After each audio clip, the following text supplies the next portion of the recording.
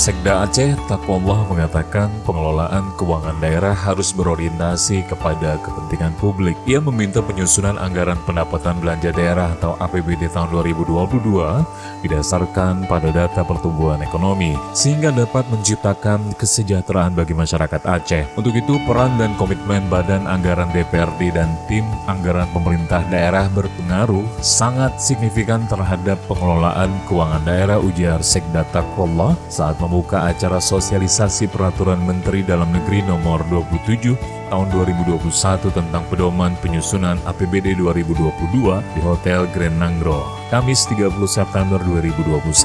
Sosialisasi tersebut diikuti oleh Kepala Badan Pengelola Keuangan Daerah atau BPKD dan Kepala Badan Perencanaan Pembangunan Daerah atau Bapeda dari seluruh kabupaten kota di Aceh. Sekda mengatakan pengelolaan keuangan daerah harus sesuai dengan amanat undang-undang. Apabila pengelolaan keuangan daerah tidak dilakukan sesuai ketentuan perundang-undangan, maka akan berimplikasi buruk terhadap penyelenggaraan pemerintahan daerah.